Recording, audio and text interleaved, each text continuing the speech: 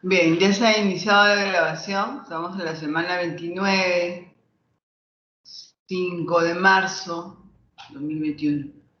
Y estamos en la práctica de genética. Vamos a hablar acerca de las áreas básicas de apoyo para el estudio de la genética en acuicultura. He juntado aquí en este tema justamente aquellos procedimientos que ya sea de laboratorio o no tanto algunos, para que se pueda obtener información, ¿no? Obtener la información que requiere o que se requiere para genética, para justamente saber sobre las poblaciones que tenemos en cultivo, la información. Necesitamos información para tomar una decisión al respecto, ¿no? De qué procedimientos vamos a realizar, ¿no? Para lograr la mejora genética, que es lo que se busca, ¿no? Obtener una semilla mejorada, tenemos que saber con qué poblaciones contamos, qué características tienen para ello. Bien, y dentro de estas tenemos estas tres que son las que vamos a estudiar. Vamos a ver el día de hoy estas tres, y dentro de estas tres, pues dos, en realidad de manera presencial, sí hacíamos estas tres completas, digamos, en la práctica, pero ahora de esa manera no presencial, pues remota, virtual, pues tenemos que adecuarnos un poco y justamente algunas de las prácticas que les he comentado van en función de eso, ¿no? Vamos a hacer, en este caso, la biometría. Tenemos la biometría, el cariotipo y la electroforesis. De esas tres, pues el cariotipo, vamos a conversar acerca de eso el día de hoy, pero lamentablemente no lo vamos a poder hacer de manera práctica, ¿no?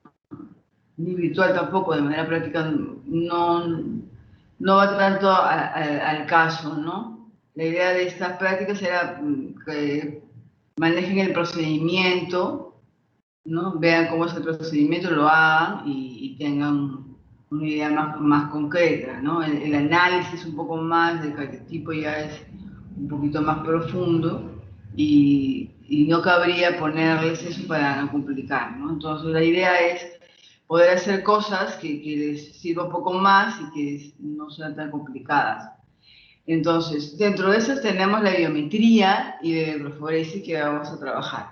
En el tema de la biometría ya conversé con ustedes, ¿no? Acerca justamente de esta práctica llamada morfogenética en la población.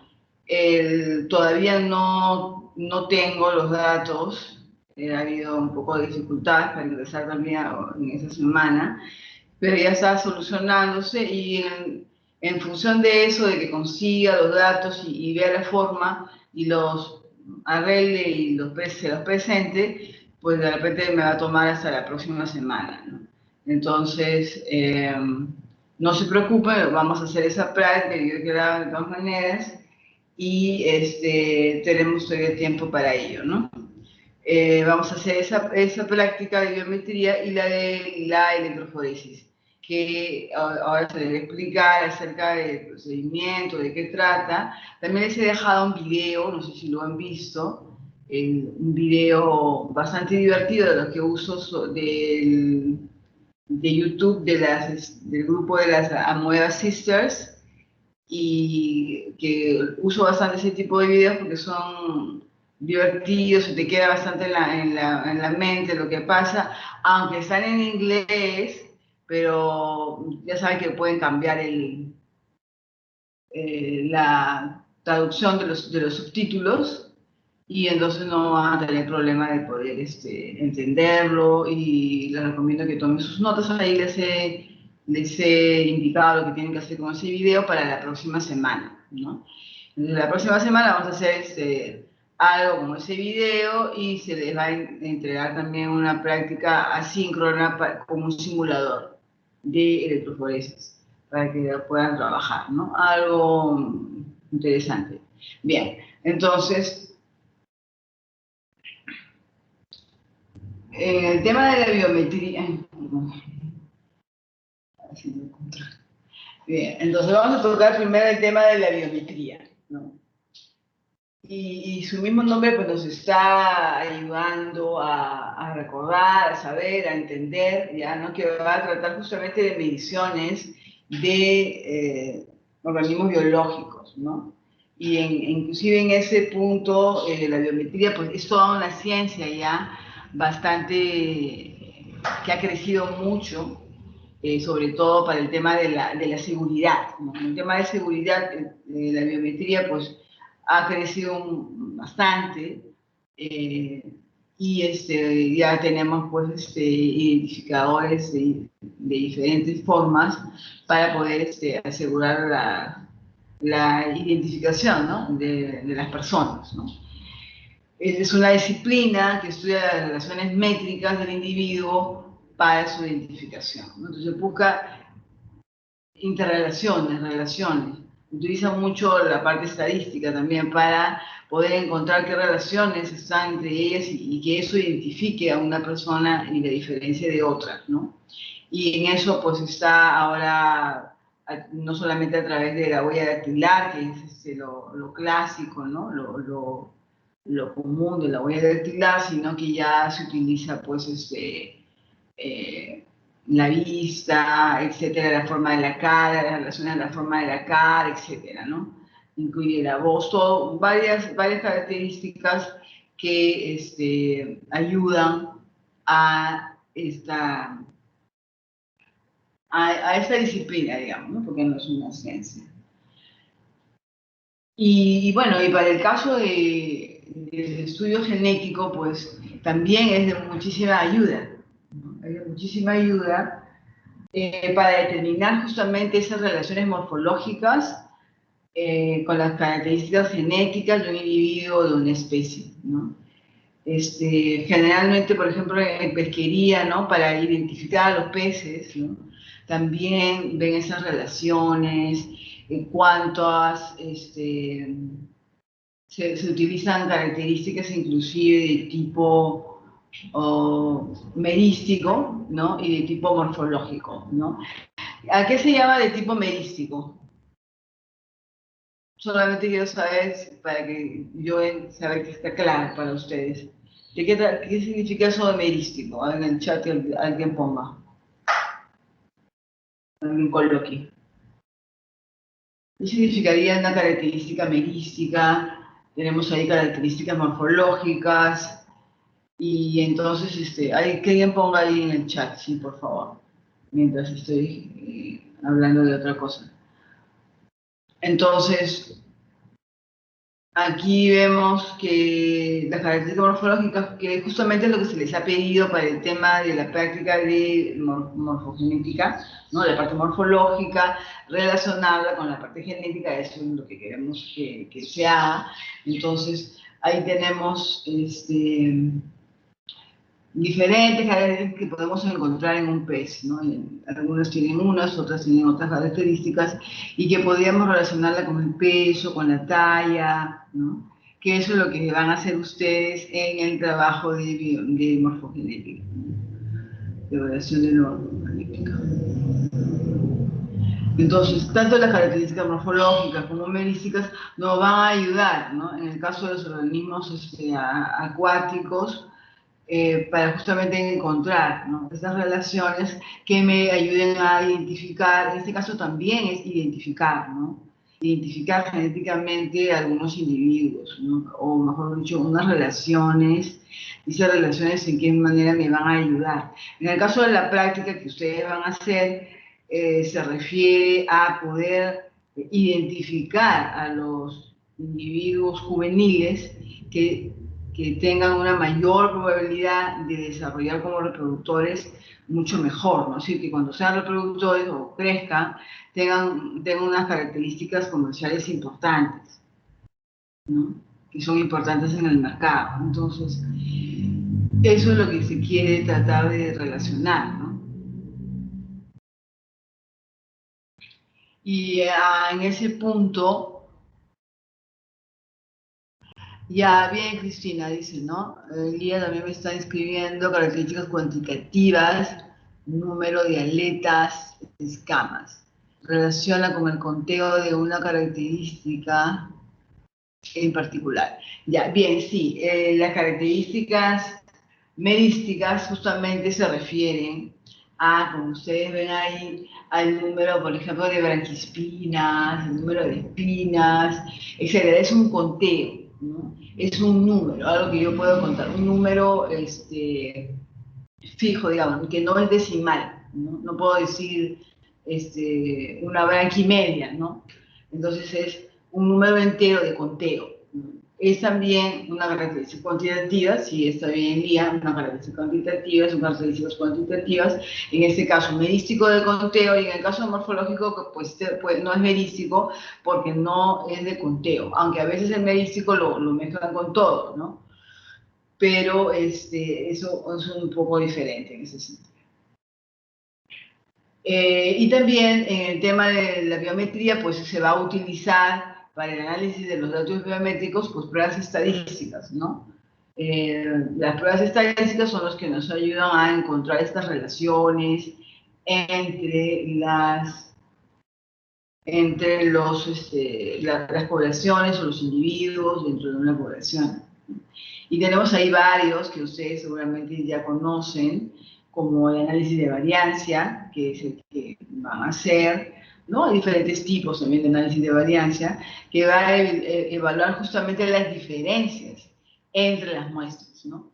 Analiza cuán diferentes son esas muestras, ¿no?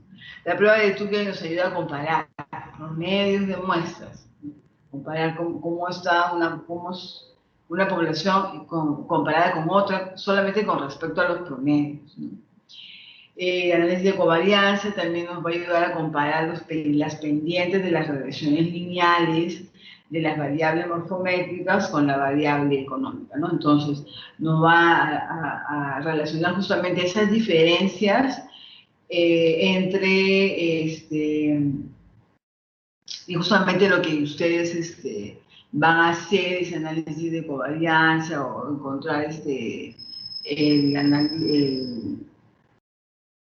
encontrar el coeficiente de determinación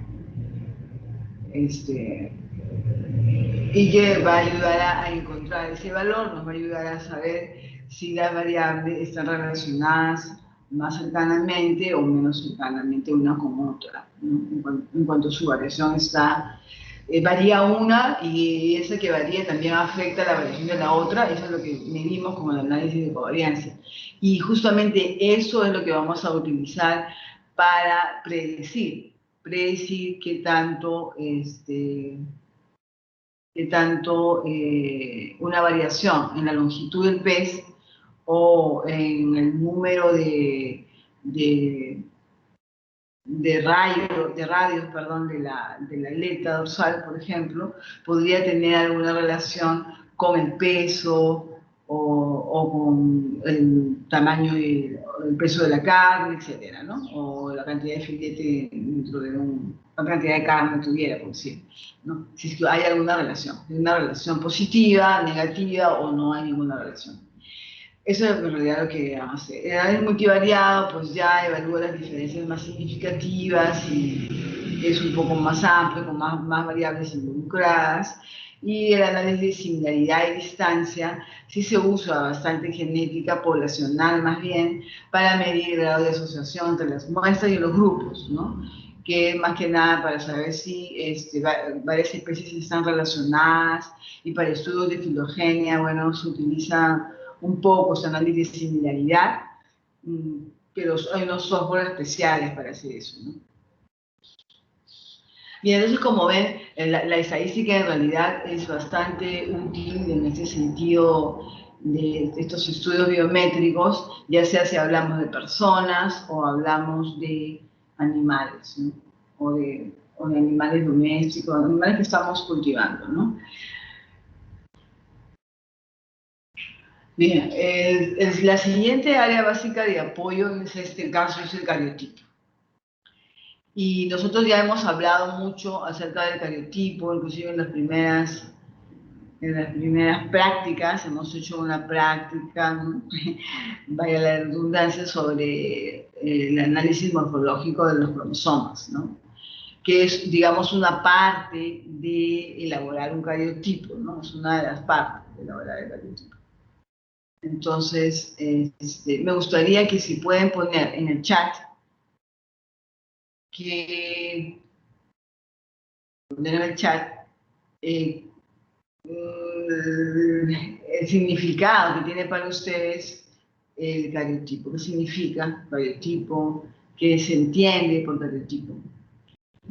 A ver, todos pónganme ahí. ¿Cuántos son ustedes? Creo que son 6 o 7. Póngame ahí, por favor, su concepto, su apreciación, su opinión, ¿no? Y hemos dicho que acá no estamos evaluando lo que dicen exactamente, sino su participación, y es importante que digan cómo lo dicen, ¿no? Es más que nada un ejercicio de ustedes para expresar sus opiniones, ¿no? Que eso es lo que queremos que se desarrollen, ¿no? La persona pues tiene que desarrollarse no solamente profesionalmente, es decir, saber cosas, sino saber cómo utilizarlas, cómo decirlas, cómo escribirlas, etcétera, ¿no? Es todo una serie de habilidades que tenemos que desarrollar todos, ¿no? Y ir mejorando, ¿no? Nadie sabe todo, ni es excelente en todo, ¿no? Y aún así sepa mucho de un tema, siempre está uno aprendiendo cosas nuevas. Bien, entonces quiero que escriban todos ahí.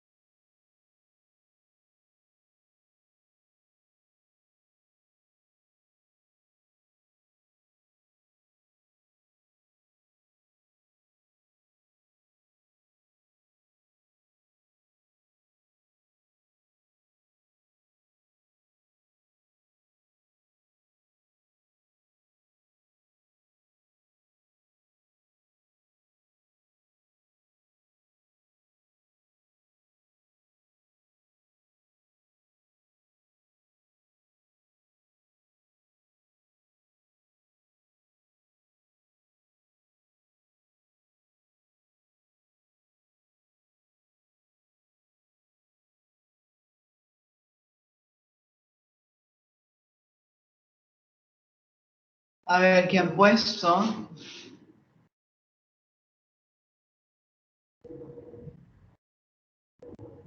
A ver, el conjunto de cromosomas de un individuo. Después son los cromosomas que tiene un organismo. Pues son los cromosomas que tiene un organismo. Se refiere al juego de cromosomas que contiene un individuo por célula. Son todos los cromosomas de un individuo. Son los cromosomas del individuo. Juego de cromosomas que tiene un individuo. Es la cantidad de cromosomas que posee un individuo. Cromosomas que contiene el individuo. Bien. Bien. Entonces, sí, los cromosomas, el cariotipo entonces sí es ese conjunto. Entonces está bien. Es ese conjunto de cromosomas, pero lo importante es que son característicos, ¿no?, de cada especie. ¿No? Es el conjunto de cromosomas, pero que son característicos de cada especie. Una especie tiene 30 cromosomas, el otro tiene 50, o de repente pueden tener uno 30 y el otro 32, o los dos el mismo número de cromosomas, ¿no? Pero no son iguales a pesar de que tienen el mismo número, sino no es solamente la cantidad, no es solamente el número, sino es el tipo de cromosomas. Si es que de repente uno tiene 30 y esos 30 son acrocéntricos, y otro tiene 30 y esos 30 son metacéntricos. Entonces, tienen el mismo número, coinciden, y no quiere decir que por eso sean la misma especie, nada más. Tienen que tener, pues, cromosomas diferentes. Son diferentes y son característicos que identifican a cada persona, a cada especie, ¿no? Y no es de individuo en general, ¿no? Sí, porque yo puedo tener 46 cromosomas y, no sé, Cristina también 46, y son los mismos cromosomas, es el mismo tipo. No tienen los mismos genes, es otra cosa. En el cariotipo no se está viendo el gen, solamente se ve, uno habla de cariotipo para ver las características morfológicas de los cromosomas, ¿no? Qué tamaño son, perdón, claro, de qué tamaño son, el número, pero lo más importante es el tipo de cromosomas el que tiene, ¿no? Es decir, todo ese conjunto de características, tipo, tamaño y número de cromosomas, pues es el que hace la diferencia entre una especie y otra especie. Entonces, ese cariotipo también nos va a ayudar también a ese análisis, nos va a ayudar a identificar, ¿no? Como ven, aquí ya tenemos otra vez el tema de la identificación, identificar las especies, ¿no? Permite la identificación de las especies, facilita también la identificación de triploides, por ejemplo, son ejemplos, ¿no? Y también son bastante necesarios para procedimientos de hibridación. En el caso de identificar las especies, ya es lo que más o menos les estaba diciendo, ¿no? Podemos tener varias especies del mismo tipo, y que a veces hay duda, ¿no? Son bien parecidas, ¿no? Igualitas, se les ve fenotípicamente, pero a la hora que se hace el cariotipo se ve que, bueno, pueden tener el mismo número de cromosomas de repente, o diferente, o los tipos de cromosomas son diferentes. Es una forma de identificar. También los triploides, ¿por qué? Porque los triploides hay que poder identificarlos dentro de una población. A la hora que hacemos la inducción a la triploidía, pues tenemos que identificar a los individuos que han logrado esa triploidía, porque no es un procedimiento en el cual siempre hay un error, no siempre, el 100% es el que se obtiene, ¿no? En una inducción. Entonces, se necesita de todas maneras identificar a los triploides, y una forma es a través del cariotipo. Una forma, una de las, vamos a ver más adelante, una de las formas más seguras, ¿no? Es el cariotipo. Hay otras formas más rápidas, ¿no? Así como ahora están haciendo el tema del COVID, ¿no? La prueba rápida y la prueba de PCR, igual, ¿no? La prueba de acá rápida hay varias, y en el caso de la prueba ya más segura, digamos, que nos va a decir sí o no, es ver los cromosomas, ¿no? Ver, ahí este tiene 3 juegos, ¿no? Este tiene 2 juegos, ¿no? A eso se refiere.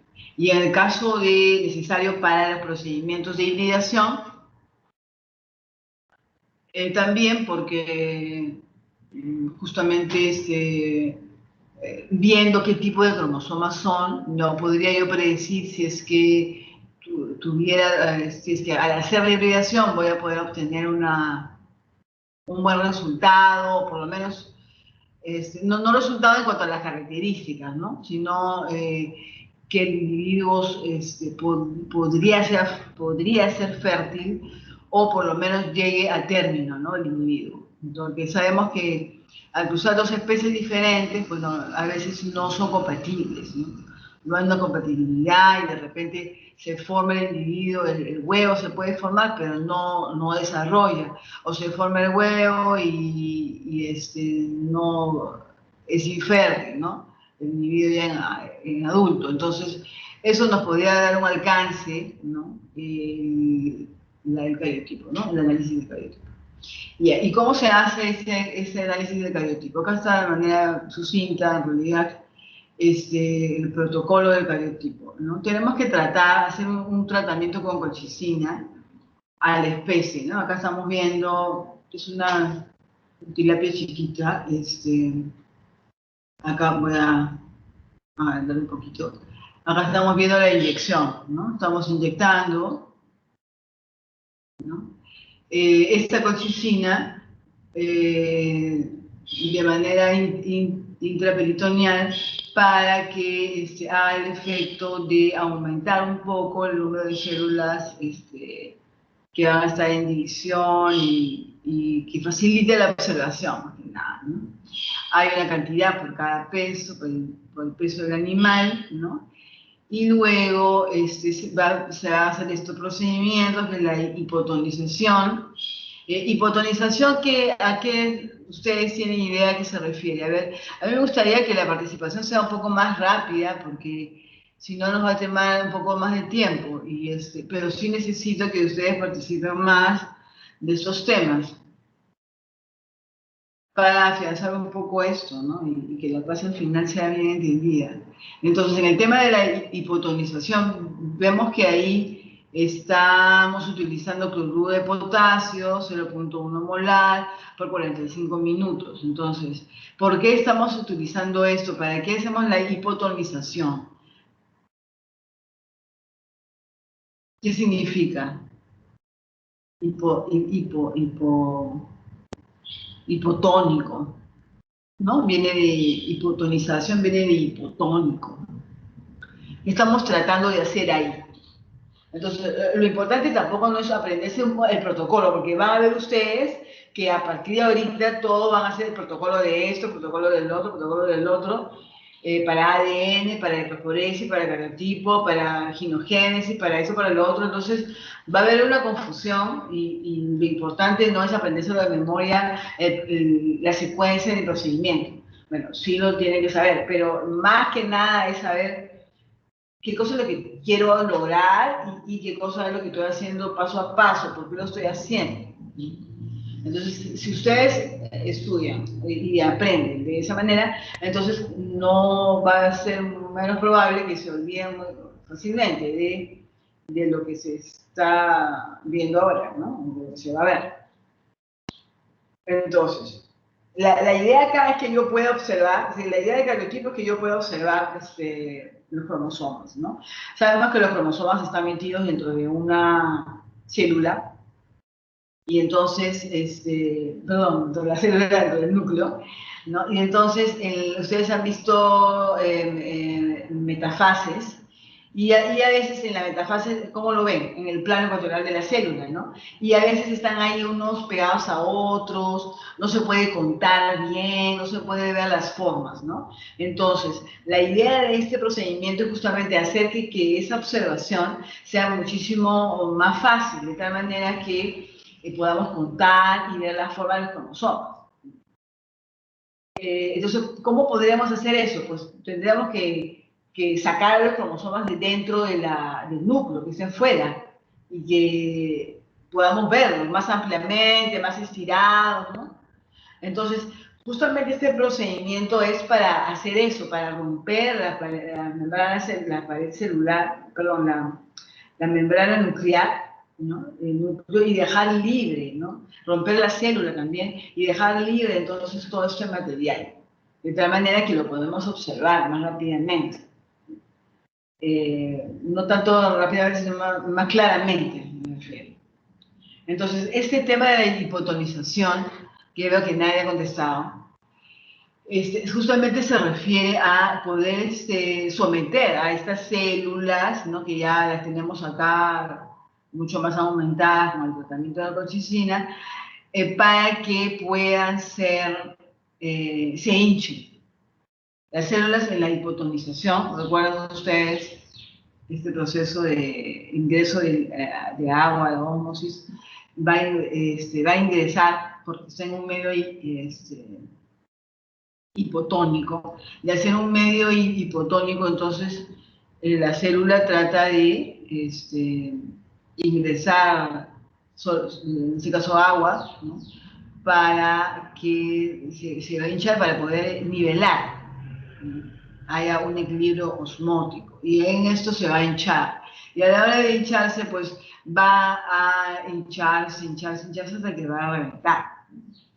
En este procedimiento, en este momento de la hipotonización, lo que queremos es que se hinche nada más. Acá se va a hinchar, luego vamos a fijar las células en ese momento, ¿no? Que estamos viendo en el momento de la metáfase, tenemos que fijarla, y luego hacer el montaje y la tinción. Y en el tema del montaje y la tinción, ahí justamente está el procedimiento que ustedes ven, la suspensión celular, ¿no? Acá estamos preparando, en este caso, lo voy a agrandar un poquito, bueno, calentando la muestra acá, la lámina, y acá tenemos acá tenemos la suspensión celular.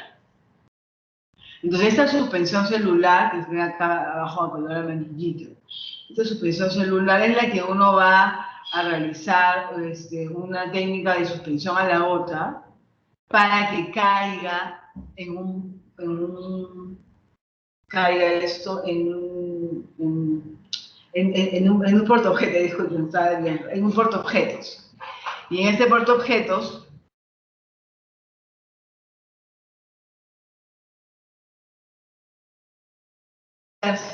va a dejar libre los cromosomas. Los cromosomas van a estar libres en la placa de Petri, ¿no? Bióloga, disculpe, se le fue la voz por un momento. ¿Qué dijo? Ah, bien, ok. ¿En qué parte? Porque no creo que todo, espero que no sea todo. Pero lo que le estaba diciendo... ¿sí? Con el portaobjeto, y ahí se le fue la voz. Ya, entonces, recapitulando rapidísimamente esto, se hace ese tratamiento con colchicina para aumentar el número de células en división. Luego se hace esta hipotonización para que las células estén hinchadas.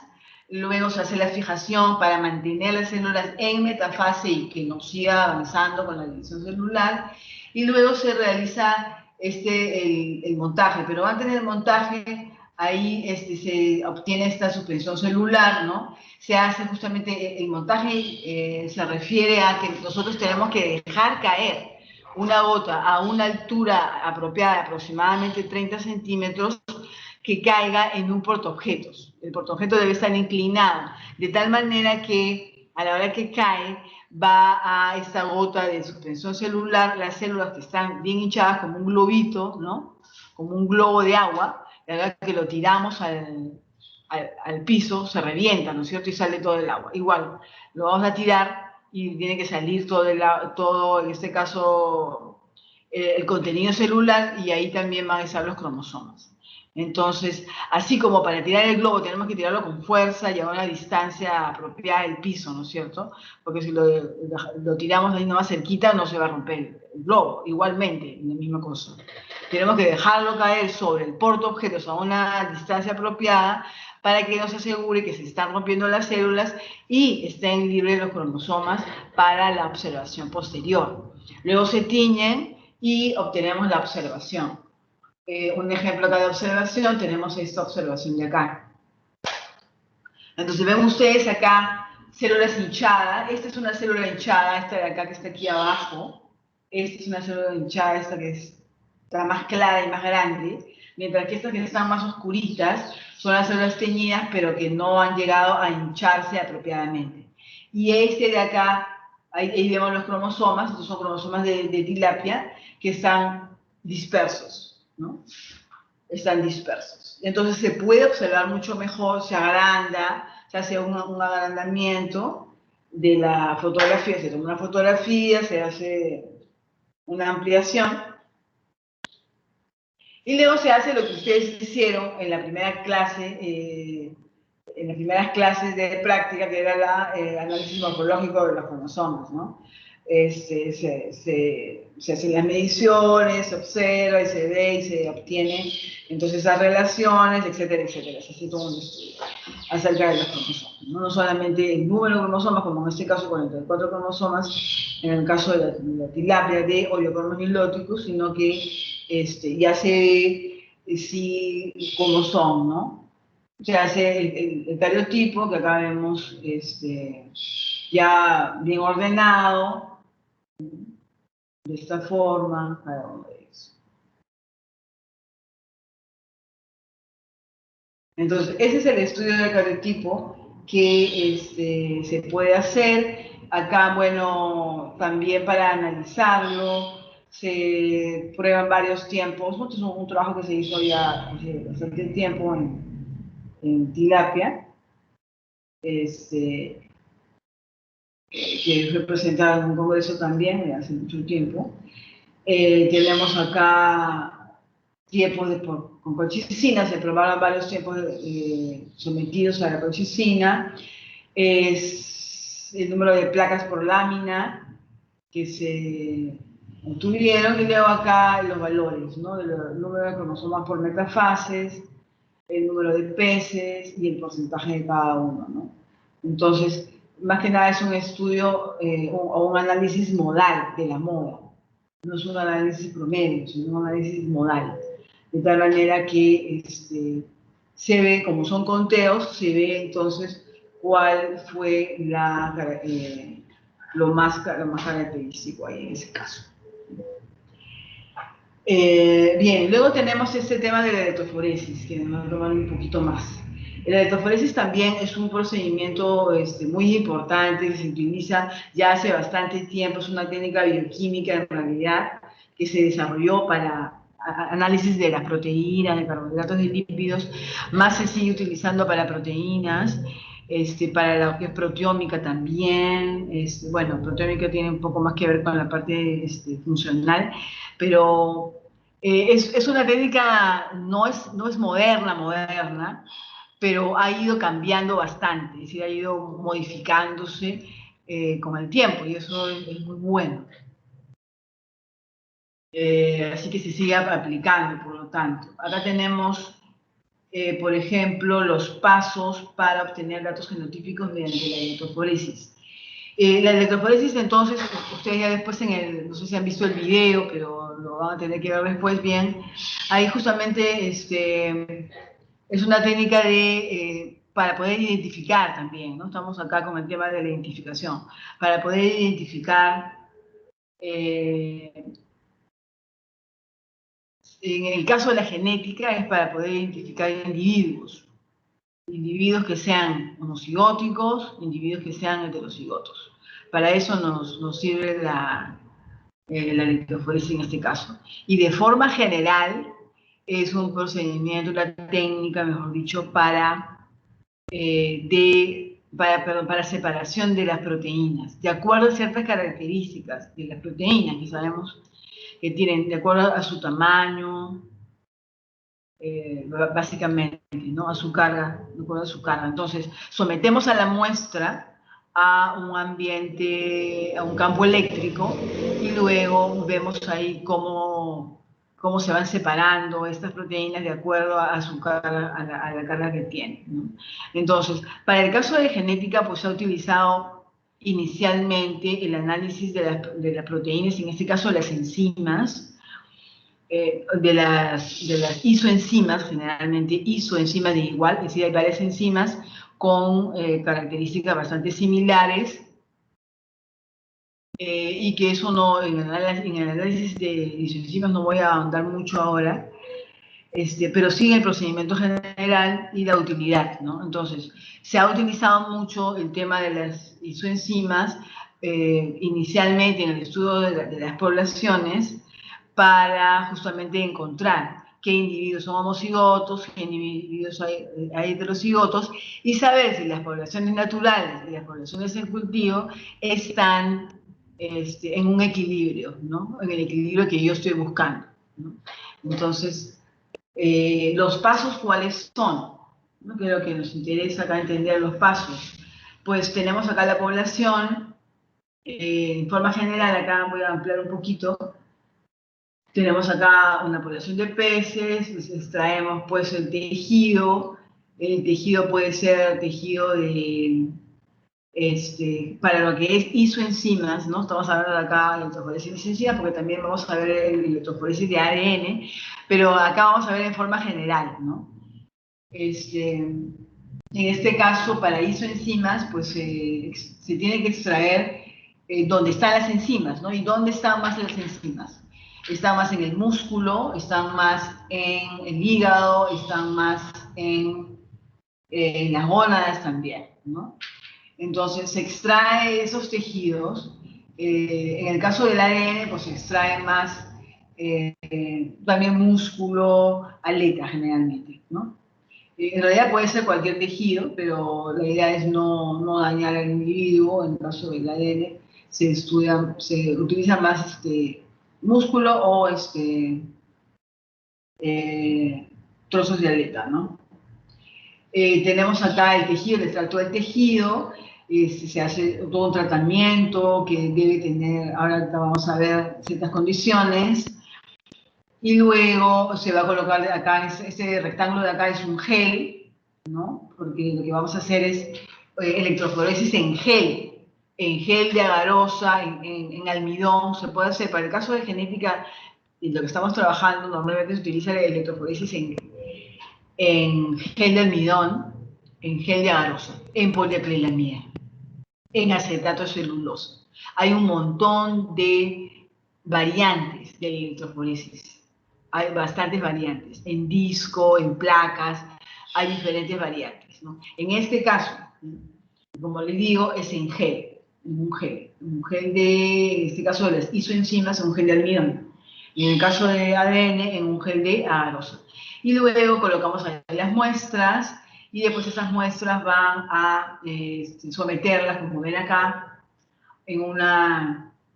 someterlas a un campo eléctrico con una fuente de poder, le sometemos a un campo eléctrico, y luego lo que vamos a hacer es, luego de que la sacamos de ahí, de un tiempo determinado, la colocamos en una tinción para poder ver, poder revelar, en este caso, el gel, eso se llama revelar el gel, y ver justamente así, como vemos acá, ¿no?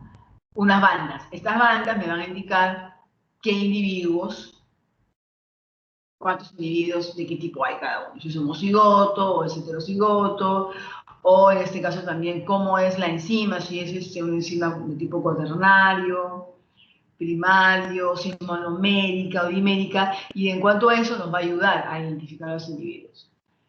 Bien. Acá, para pasarles y que vean más o menos cómo se realiza, en este caso, la electroforesis de isoenzimas, ¿no? Es decir, sacamos en este caso estaríamos evaluando las enzimas, ¿no? todos estos aparatos para la homogeneización del manual de la muestra. Ahora, es decir, en el tema del tejido de la muestra también es muy importante, ¿no? Cada paso tiene su importancia. En el caso de obtener la muestra, es muy importante que esta muestra sea buena, en el sentido que esté siempre fría, congelada. Que, como estamos trabajando con enzimas, estas enzimas deben estar activas todo el tiempo, ¿no? Entonces, ya sabemos que podemos sacar las enzimas, de acuerdo a bioquímica, si recuerdan el extracto libre de células de Buchner, que trabajó con eso, tenemos la opción de poder sacar las enzimas de la célula y van a estar con su funcionalidad, ¿no es cierto? Entonces, a la hora de sacarlas, las tenemos que extraer y por lo tanto tenemos que tener todo un ambiente frío siempre. Entonces, todo el material debe estar siempre frío y mucho más el que va a estar en contacto con la muestra, ¿no? Ahora tenemos varios elementos, el buffer de homogenización, el agua destilada, el papel toalla, el papel filtro Wix, ¿no? Que es donde se va a trasladar la muestra, y una placa, en este caso de porcelana, que va a ser como un morterito para homogenizar la muestra, ¿no? Ahora, claro, eso es un poco cuando no tenemos los equipos apropiados, que generalmente nuestra realidad. Entonces, normalmente utilizamos este equipo manual, pero también se pueden utilizar rotores o equipos para homogenizar especialmente, ¿no?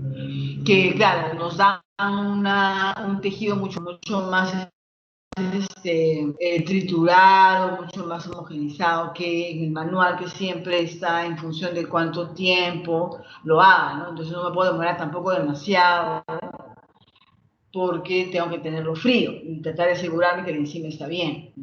Si no, voy a hacer todo el trabajo y al final un buen resultado es que la muestra no permanece activa la enzima, ¿no? Bien, después tenemos que preparar el almidón. Y el gel de almidón pues se prepara, como ven ustedes acá así, ¿no? Se calienta a una concentración adecuada, porque lo importante es que la porosidad del almidón sea la adecuada para que pueda correr la muestra, ¿no?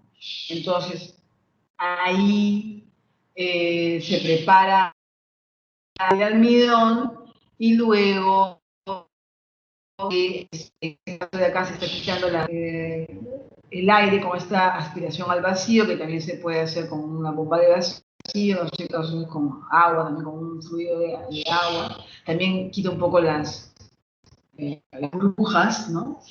Con la presión de agua. Y luego este gel se traslada a un molde, vean acá un molde hecho con unos marcos, se obtiene un gel, ¿no? Como un molde, una torta, un gel, digamos, una gelatina, mejor dicho, un gel, en donde se van a colocar las muestras, como ven acá. Las muestras van a estar embebidas en mejor dicho, el papel de filtro, esos wicks, esos papelitos chiquitos, van a estar embebidos de la muestra. Y ese papel con la muestra va a ser trasladado acá al gel.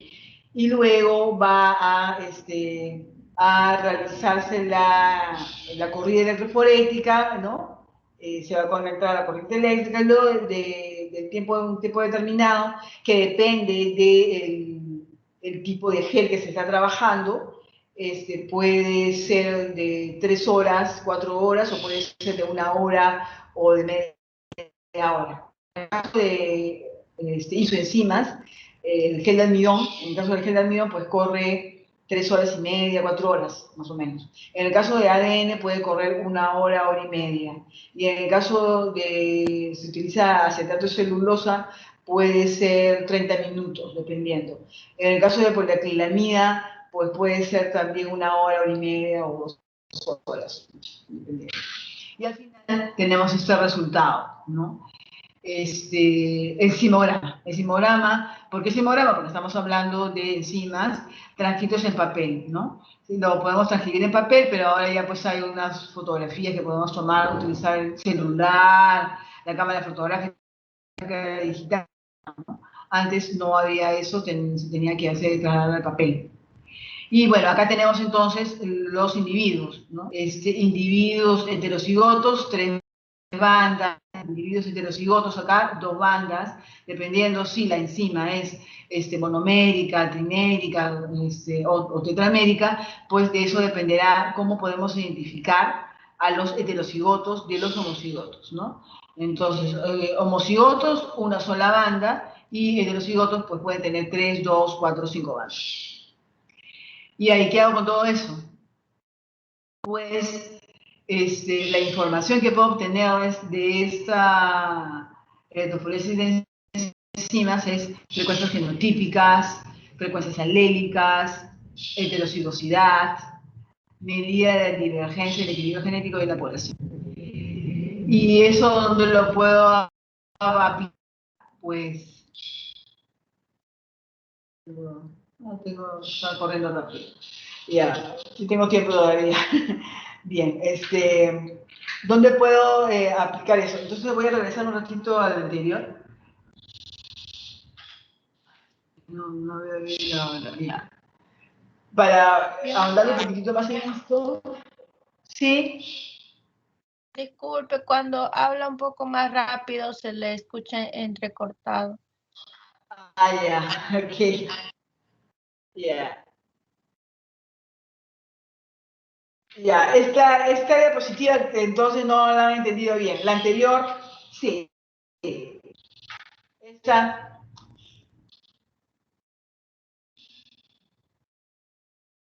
Dijo la parte de que cuando son heterocigotas, homocigotas, ahí se cortaba. Ya, bien. No, sí, disculpen, lo que pasa es que estaba yendo un poco rápido pensando en la hora, pero todavía tengo un poco de tiempo. También porque hay una actividad al fin. Entonces, de los simogramas, que vendría a ser el resultado final en el papel, como les digo, en este caso de las isoenzimas es un gel de almidón que toma mucho más tiempo. Y aquí se está transcribiendo al papel, ¿no? Pero ya actualmente, pues, ya desde que apareció el celular, pues ya se puede tomar la fotografía. Bueno, antes había celular, pero no se podía tomar fotos, ¿no? Con el celular, pero con la cámara digital sí, entonces ya se tomaban fotografías con la cámara digital y eso ayudó mucho más a poder tener más estos datos. Entonces, los individuos, acá qué cosa podemos obtener, como hemos dicho, frecuencias genotípicas, frecuencias alélicas, pero acá podemos nosotros identificar individuos, ¿no? Acá voy a poner un ratito a agrandar esto para que vean esos sinogramas. Por ejemplo, es de una enzima dimérica, ¿no?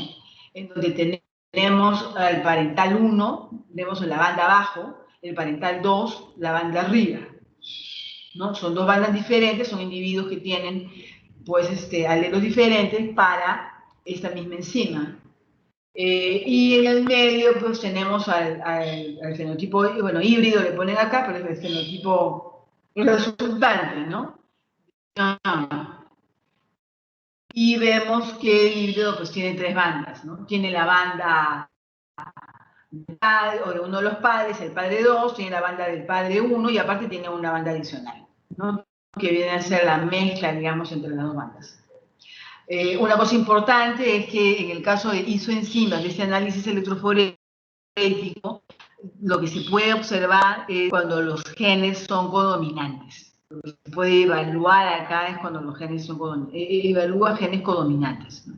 Que justamente ayuda a poder identificar quiénes son homocigotos y quiénes son heterocigotos. Entonces, los homocigotos serían aquellos que tienen una banda, nada más, ya sea la banda alta o la más rápida, y la banda que está acá abajo, la más lenta. Entonces, estas son las bandas más lentas, estas son las bandas más rápidas. Entonces, los que tienen una sola banda son los individuos homocigóticos en la población, y los individuos que tienen 3 bandas, para este caso,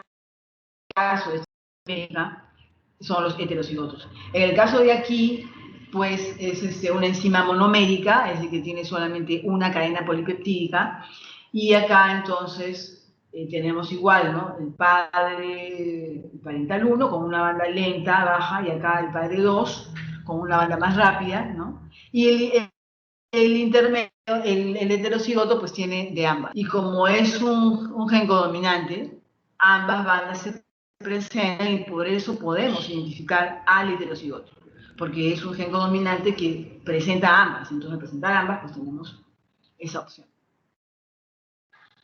Y bueno, este simograma, que se ve sencillo, se complica a veces muchísimo más porque también puede verse si está formado por un alelo, por 2 alelos, o por 3 alelos, o 4 alelos. Entonces, este grupo de bandas pueden presentarse una encima de otra, una encima de otra, una encima de otra, y entonces ya el simograma se puede hacer más complejo.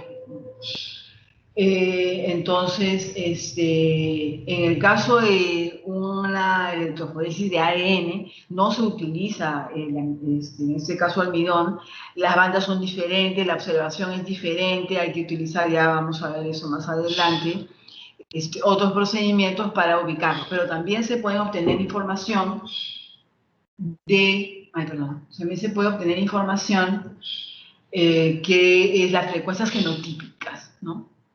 Es decir, cuántos homocigotos hay, cuántos heterocigotos hay, frecuencias alélicas, el gen dominante, el gen recesivo, y heterocigosidad, si la población es altamente heterocigota o no, y la medida de divergencia del equilibrio genético de la población, eso me va a indicar si la población está equilibrada genéticamente, es decir que hay cierta cantidad de homocigotos y de heterocigotos que, según hay una ley, la ley de Hardy-Weinberg, que se establece pues qué cantidad de homocigotos y heterocigotos debe haber para que supuestamente esté en equilibrio la población, ¿no? En equilibrio genético, estoy hablando. Entonces, esta información pues puede ser utilizada para diferentes aplicaciones, ¿no? Y en el caso del manejo de las acciones pesqueras, pues se utiliza, Perú no está utilizando eso ahora, ni lo utilizó antes tampoco, Brasil sí, Estados Unidos, otros países han estado utilizando este tema poblacional y ahora, bueno, ya no se utiliza tanto isoenzimas, sino se utiliza también ADN más para el análisis poblacional de las poblaciones naturales pesqueras para hacer un manejo pesquero más realista, ¿no? Es decir, no es que obviamos el estudio pesquero tradicional en cuanto al número de cohortes y que utilizan toda la estadística que se utiliza en pesquería para ver la cuota pesquera y todo eso, ¿no es cierto? Sino que esto también nos ayuda a ver si la población está yendo hacia una depredación o no, ¿no? Y porque el estudio pesquero no te indica eso, ¿no? Solamente se refiere a la parte del número de individuos nada más, pero genéticamente cómo está yendo eso, ¿no? No te da esa información. En cambio, el análisis poblacional a través de la electroforesis de enzimas o a través de la electroforesis de ADN sí nos da una información bastante buena para poder tomar una decisión de el manejo de la pesquería, ¿no? Igual de la misma forma como se trabaja con las poblaciones pesqueras, también se puede trabajar en las poblaciones en cultivo, ¿no? Para ver si nuestra población está muy homocigota, es decir, nuestro pool de reproductores está muy homocigoto o está muy heterocigoto, no sé, podemos evaluarlo, ¿no? Y eso nos ayuda a hacer como un pequeño control de calidad. Localización de áreas de reserva genética, pues sí, porque justamente como nos da estos valores de estos alcances sobre si la población puede estar en equilibrio o no, entonces, o también no solamente eso, sino áreas en donde la diversidad y la variabilidad genética es muy alta, entonces, genéticamente hablando, no solamente de manera ecológica, porque ahora también ya todas estas ciencias, la ecología también ya ha tomado esta parte del ADN, el estudio del ADN de las poblaciones, ayuda mucho a la ecología. Hay toda una rama, una disciplina que es la ecología molecular, que justamente une estas dos para saber entonces y ubicar estas zonas de reserva genética, ¿no?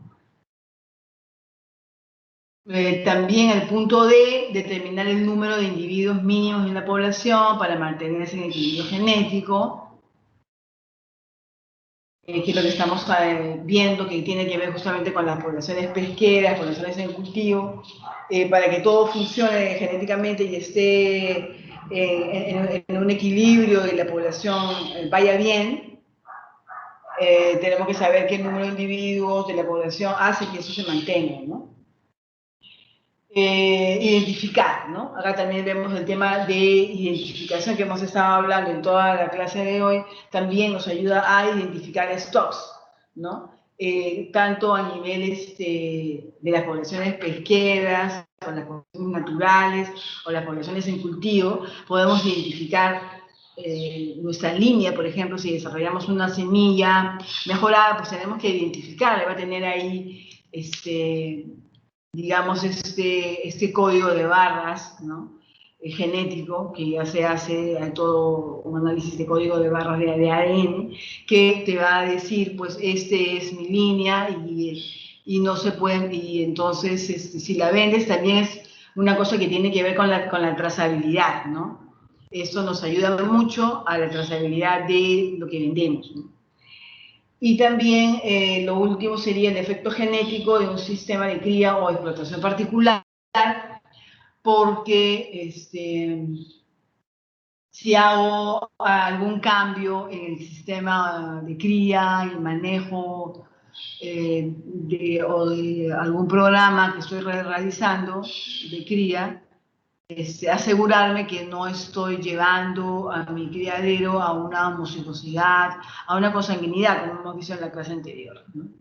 Entonces, todas esas aplicaciones y muchas más tienen aplicaciones en la genética poblacional, pero no solamente de las poblaciones naturales, sino también las de cultivo, se está utilizando ahora no solo la electroforesis de isoenzimas, sino muchísimo más la electroforesis de ADN también. Bien, entonces, como última actividad, le voy a pedir, tengo que entrar. Le voy a pedir que hagan esta actividad asíncrona. Es una evaluación formativa, igual como en el caso de la clase de ayer, ¿no? Es un Padlet, en el cual ustedes van a ingresar, les voy a dejar ahorita el link ahí. Tienen un tiempo de 1 hora, pero podemos tener un poco más de tiempo, ¿no? No sé, ustedes díganme si tienen clase, de repente hasta el mediodía, podría dejarles. La cosa es que sea el día de hoy, en la cual ustedes coloquen, pues, qué aprendí sobre la biometría el día de hoy, qué aprendí sobre la electroforesis el día de hoy, qué aprendí sobre el cariotipo el día de hoy. Y la última pregunta es, bueno, justamente que formulen una pregunta. Tengo una pregunta más, ¿no? Con respecto a lo que hemos tratado.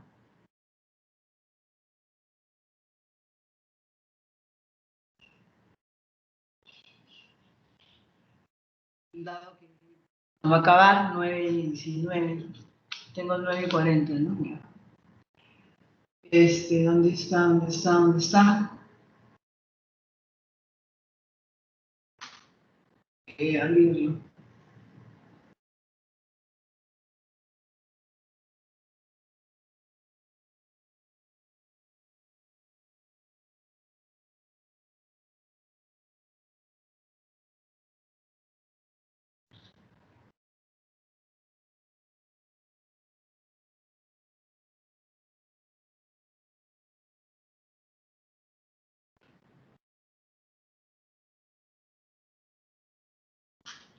Bien, ahí ustedes tienen ahí tienen ustedes ya el Padlet, en donde pueden ingresar, pueden hacerlo ahorita, si tienen tiempo, mejor. Tenemos clases hasta las 9:40, son 9:20, tenemos 10 minutos. Lo podemos alargar 1 hora, de repente hasta las 12 del día, para que ustedes puedan colocar qué aprendí sobre la biometría. Ahí yo solamente he puesto una imagen, identificación de personas. Ustedes pongan, así como el día de ayer, que sí ya vi y que habían contestado, yo lo voy a ir calificando este fin de semana. Igual acá va a haber una calificación, pero como les digo, no es que pongan lo que... La idea no es que ustedes recuperen el aprendizaje, ¿no? ¿Qué cosa a la que aprendí verdaderamente en la biometría, ¿no? Con sus propias palabras, ¿no? Igual, ¿qué aprendí sobre electroforesis? ¿Qué aprendí sobre el cariotipo? Y al final tengo una pregunta sobre el tema, ¿no? Una pregunta, algo que no se les haya aclarado, que tengan todavía duda con respecto al tema de hoy, para de repente tocarlo, yo lo reviso y verlo la próxima semana.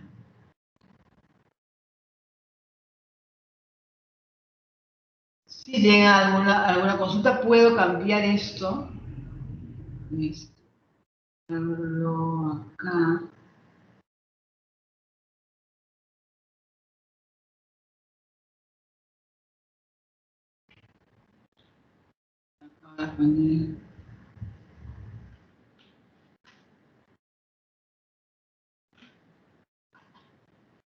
A ver, dígame cuánto tiempo tienen clase ahorita.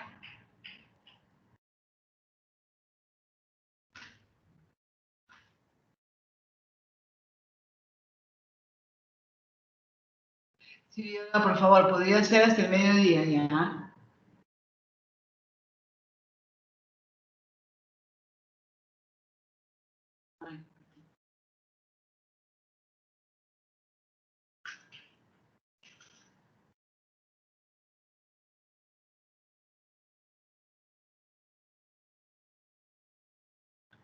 Bien.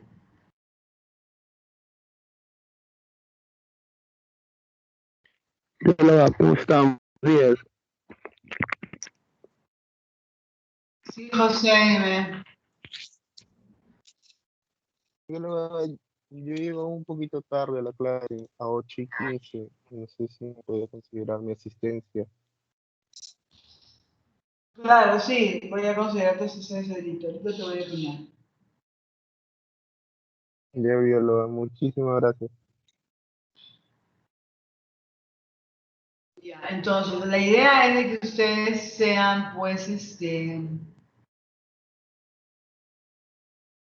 como siempre hemos estado hablando de la integridad y todo ello, pues lo que quiero es de que ustedes escriban, simplemente ponen ustedes ahí más, ¿no? Ponen, en este caso, debajo de cada columna ponen más, no como en el día de ayer que ponen el más del lado del costado, ¿no? Debajo de cada columna más y van poniendo, de otra columna más y van aumentando. Adicionalmente a eso, ¿tienen alguna otra consulta? Lo que les quiero decir es, ¿dónde están? Aquí.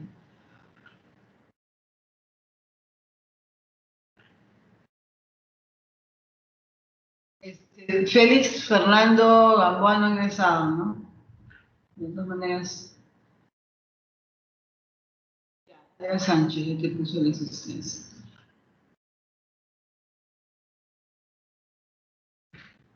Bien.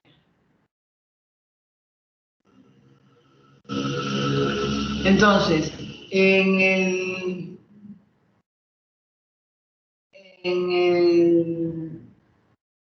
Teams, ahí está, en publicaciones, en el equipo de la práctica, ustedes tienen ahí colocado el video, ¿no? Video para la práctica que fue el día 12 de marzo.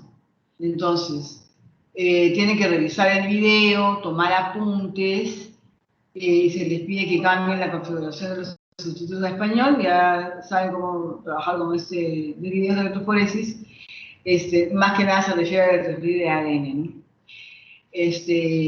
Para la práctica de la próxima semana, también estén al tanto porque se va a trabajar en el simulador y el trabajo del simulador sí va a ser parte del trabajo en el simulador, va a ser durante la clase. ¿Ya? Entonces, no sé si espero que los que estén trabajando con celular no tengan mucho problema. Vamos a ver, por lo menos una parte del simulador sí quiero que la hagan.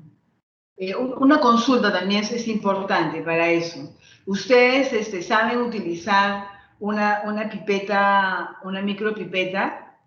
¿Una micropipeta saben utilizar? ¿Han utilizado o saben utilizar micropipeta? ¿Saben lo que es una micropipeta? Les voy a poner una foto, a ver.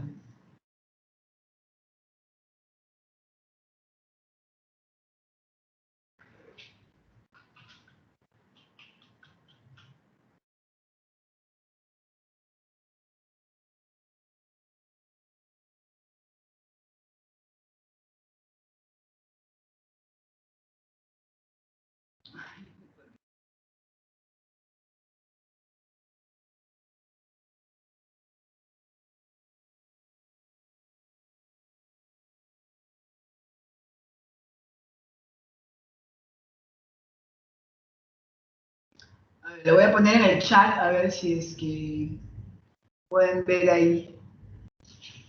Ah, no, sí, no. Ya está bien. Ya les puse en el chat para que ustedes las vean. ¿Han utilizado esas micropipetas? ¿Pueden por favor decirme sí o no cuántos? Es importante para,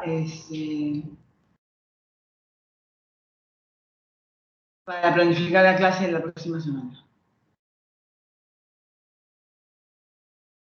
Creo que sí lo hemos visto, bióloga, o bueno, en mi caso, pero no lo he podido usar porque aparte de ser escaso, es un poco caro que se vaya a dañar. A Ayrton, tú has puesto que sí, sí una cosa es conocer y otra cosa es que la hayan usado, así como ha mencionado Cristina.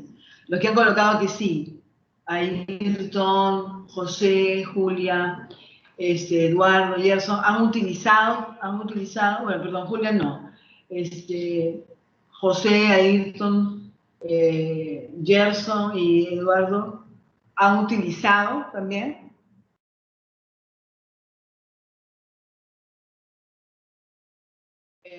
Ya, Rafael, ya, si has utilizado, estoy allá en el IAP seguro. Gerson, ¿tú dónde lo has utilizado? Eduardo, ¿dónde lo has utilizado? Ya, ahí tú lo has visto.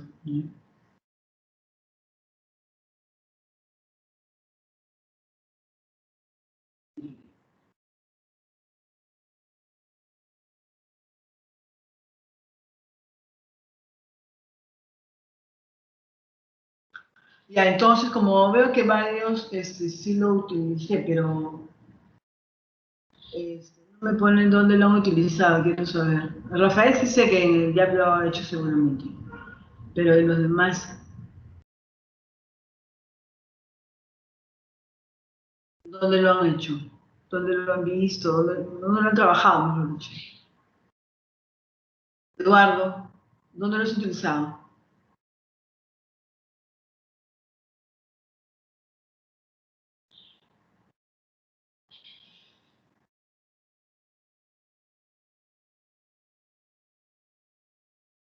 Ya,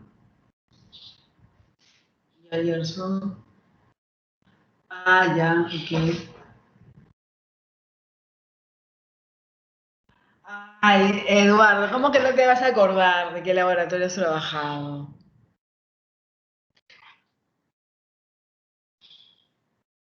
Bien, Bueno, vamos a tener entonces, lo que sí, entonces de todas maneras van a poder ustedes virtualmente ensayar con una micropipeta. Van a poder utilizarla, cambiarla, ver los topes y todo eso, van a poder utilizarlo por lo menos.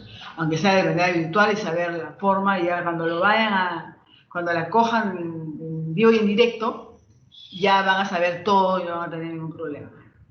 Entonces, eso vamos a hacer la próxima semana y también, es decir, ese simulador de repente vamos a hacerlo acá en la clase. Entonces, de todas maneras, yo les pido que traten de la próxima semana conectarse con una PC para que no tengan problema, ¿sí? Por favor, conectarse con una PC para hacer parte de los simuladores. Vamos a hablar acerca también del video, va a haber tienen que ustedes haber leído también eso. Recuerden que todo lo que les estamos leyendo, les mando que vean, puede ser evaluado, ¿no? Puede ser evaluado como estamos haciendo en todas las clases casi. Pero tampoco no quiero que piensen en que tengo que hacerlo evaluado, sino que más que nada estas evaluaciones son formativas, ¿no? Para ver cómo están yendo con el aprendizaje, cómo están yendo con el aprendizaje. Bien, entonces creo que nada más, ya les dejo ahí eso de ahí. Van al Padlet y van a ir llenando ahí el Padlet, tenemos hasta el mediodía. Como les vuelvo a repetir, coloquen lo que ustedes han entendido, ¿no? De repente no tanto, he visto que en el otro Padlet de ayer han escrito bastante. Imagínense, 19, creo que hay 19, eso es bastante. De hecho, dando este trabajo de leerlos, pero traten de concretar ahora, ¿no? Tratar de concretar un poco más, decir lo que quieren decir en todo ese espacio, hacerlo lo más concreto. ¿Sí? Tampoco no me digan 2 palabras, ¿no? Tampoco con 2 palabras no pueden decir nada. Pero sí, por ejemplo, un párrafo sería suficiente, con 2 oraciones de repente largas, pero es en donde se pueda evidenciar la opinión, lo que se les ha quedado más con respecto a todo eso que hemos hablado de las áreas básicas de apoyo, ¿no? Para qué sirven, la utilidad y la aplicación que se puede dar en la genética, en acupuntura sobre todo. Entonces, me importa mucho lo que ustedes piensan, cómo han captado la idea, no que me digan exactamente lo que yo he dicho, o que de repente alguien ha tomado fotografía de diapositivas y ya, bueno, copiar exactamente lo mismo. No, eso no me ayuda a mí ni tampoco les ayuda a ustedes, ¿no? Porque yo puedo decir A y ustedes, por más que repita A 20 veces, ustedes han entendido B, ¿no? Entonces, esa es la idea, ¿no? Saber exactamente qué es lo que han podido captar. Y no lo puedo saber si ustedes no van a escribir verdaderamente lo que ustedes están pensando, ¿no? Entonces, bueno, eso sería la clase del día de hoy. ¿Alguna consulta? Bueno, por si acaso estoy poniendo ahí mi correo, porque parece que muchos no lo saben. Cualquier consulta, me lo pueden hacer al correo. Bueno, el correo no, en realidad, acá en Teams, o también en mi correo si quieren, pues no hay problema. Igual, bueno, que tengan entonces un buen fin de semana, cuídense bastante, por favor. No sé, ya ustedes ven todas las noticias, por más que venga la vacuna, igualito, síganse cuidando, porque la vacuna no nos va a salvar de que nos venga el COVID, igual nos va a venir, que no nos dé tanto, que de repente no vayamos a la UCI, pero igual nos va a venir, igual nos puede ocasionar algún problema médico, ¿no? Desarrollar un problema médico. Entonces, hay que tratar de estar siempre cuidándonos, ¿no? Hasta que todo esto pase y que en realidad podría ser hasta el próximo año, inclusive más. Que todo ya se convierta en una enfermedad como la H1N1, que al principio también fue un poco así loco, no tanto como ahora, lógico, pero sí fue bastante ¿no? Hubieron también muertes con respecto a eso, pero ya ahora las vacunas que sacan pues son anuales, ¿no? Porque va cambiando el virus. Igual en este caso va a llegar a ese punto seguramente, pero es un poquito más, muchísimo más contagioso y ya con tantas variantes que pueden aparecer, pues da un poco ya mucho más cuidado, ¿no? Entonces, solo nos podemos proteger pues teniendo esa distancia social es lo más importante y cubrirte bueno, que siempre repiten, ¿no? Que parece ya disco rayado, pero parece que el disco rayado no le llega tampoco a la gente, ¿verdad? Bien. Disculpen por el sermón, pero bueno, es lo que creo que no está de más repetir y volver a repetir lo mismo en todas partes. Bien, nos vemos, cuídense bastante, un abrazo para todos, para cada uno de ustedes, para sus familias también. Cuídense bastante y que tengan un buen fin de semana. Hasta luego. Hasta luego, bióloga. Cuídese Hasta también. luego, biólogo. Hasta luego, bióloga, cuídense. Hasta luego.